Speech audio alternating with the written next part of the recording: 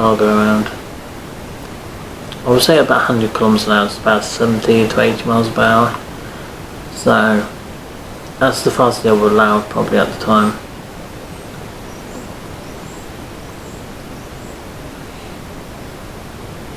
Detail, again it's similar to the 06, but it's got a little bit more detail, being it's that little bit more expensive. I mean, you can see all the fans and the grills and everything else on it, and the large chimney, the large square chimney there, that's where all the stuff comes out, and all the vents down the side, and all the, you know, handrails going up to the cab.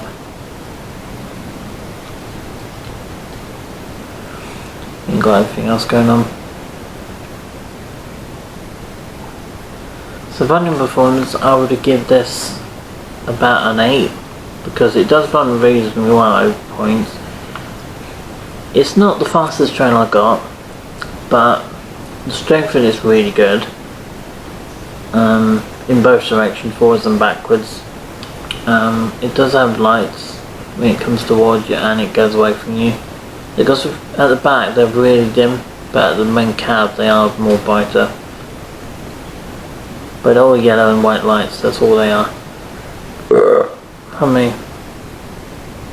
So that's that.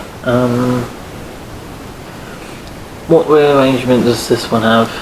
Well, it's 4 on each wheel, so that'd be Boco, wouldn't it? Could be Boco. Or it would be Coco, because 2 on each wheel would consider to be a Boco, wouldn't it? Because that'd be 6. So you got 1, 2, and then 3, 4. That could be a Boco, so that's like the wheel arrangement on this particular model. It's pretty good. I don't know what price was this one, because this was my mum bought me this for my birthday present a few years ago, and I do like my mod trains. I'm hoping to still keep it, my hobby, going as long as possible I can for most of my life, or probably even all my life, maybe. I'm hoping so. Yeah, it's a nice train. I've never been on an American diesel train in real life, obviously, because I don't live in America. But it's nice to have one of those my model railway layout. So yeah, it's pretty cool. I'll give this about 8 out of 10, performance wise. And then we come to the Triumph 31, which I bought this year in summer, I think July or August.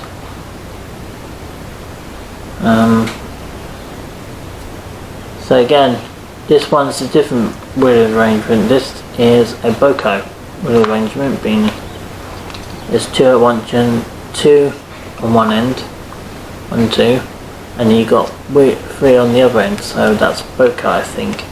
Boco is like that. And the motor is really old. It's from Triumph era, so everything was made back in Britain in those days. You could easily put some lights in it, put the destination board light up, things like that you can put into this model. Just make it that little bit more detailed. But these models, as you can hear, I'm just tapping on the plastic, you can hear how hollow that is, but the plastic at this time, everywhere, literally, are literally strong plastic. It's not like the tacky stuff you get on a lot of modern trains now. This is quite strong plastic. And also the detail in the Tri model, you had a lot of detail right down the side of the grille and the vents and the windows down to the side of the cab. This one is a D5527, so that's what this one is. No, it's D5572. Nearly got that wrong. That's a code number, I think, for the loco.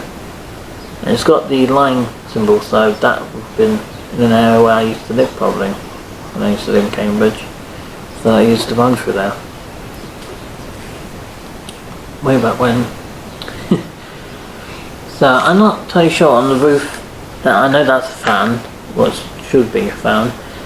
I'm guessing that would have been in the chimney, and that would have been, I'm not sure, because I think that would have been the chimney, and I think that would have been a separate chimney from another motor. Would have been like 2 wheels. But yeah.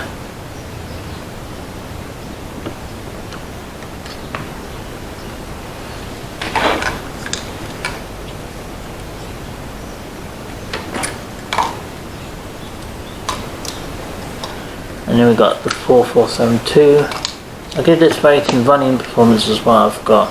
Let me just do this one after I've done finish off 31. Performance on this one is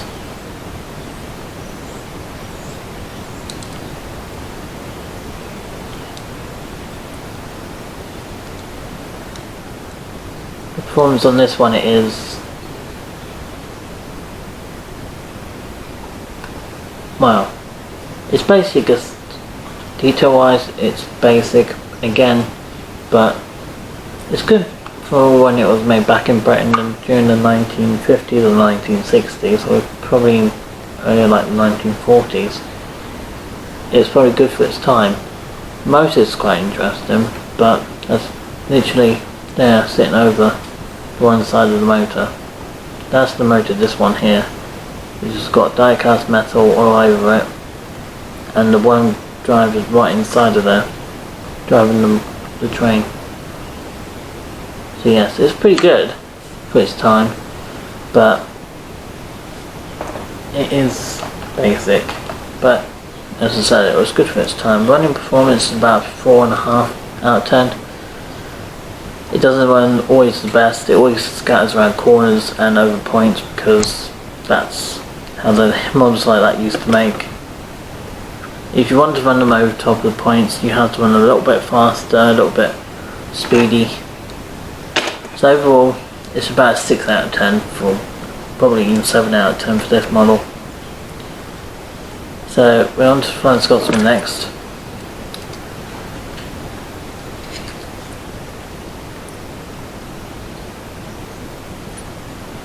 We're on to the Flying Scotsman.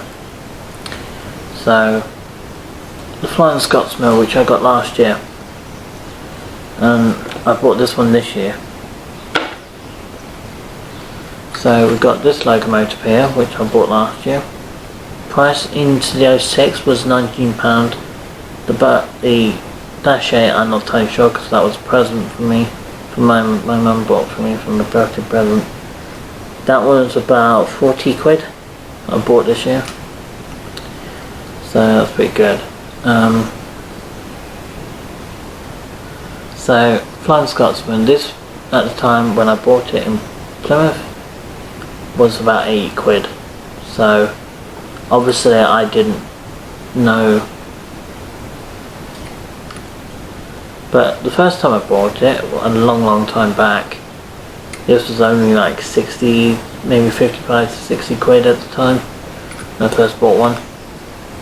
The vents are not slidable, unless you slide them and you just, you know, nudge the plastic around a bit. You could probably make that possible, but otherwise it's just fixed into place. So this, detail wise, is pretty good for what you pay for it. It's fairly detailed around the cab, around the smoke box and around the chimney, but again, it's still quite limited detail on it for what you pay for it. It could do some more detail for paying for 80 quid for something. I think they could have done like stative bars with like around the chimney here. You could do lots of little bits of details to add onto it. But I do like most of it. So detail wise, what I can see of it, which is the cab there, I put some detail in myself just to add some more nice effect to it. But it's not too bad. It was a little bit messy in places, but I tried my best to not to make too much mess in there. But overall, I will give this an 8 out of 10. And it runs well, it's smooth, it will go over points really well, go around corners really nicely. I had no issues with this locomotive, not since the first one. I had really unfortunate time with that first Flying Scotsman I had. This one, it's been perfect in that aspect of things. But yeah, and I do like the Flying Scotsman. I'm a big fan of the Flying Scotsman, and also a big fan of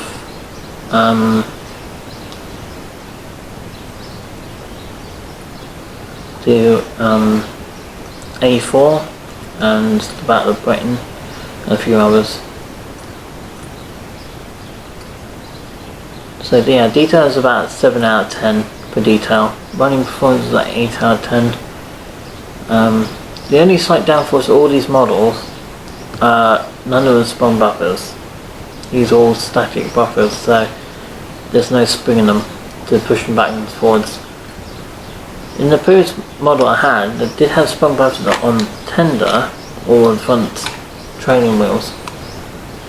And you can see there's also detail on the tender I put on, just to make it a little bit more realistic. And around the springs too. I only did minor touch-ups, I haven't done much to it. But overall, 8 out of 10 for this loco.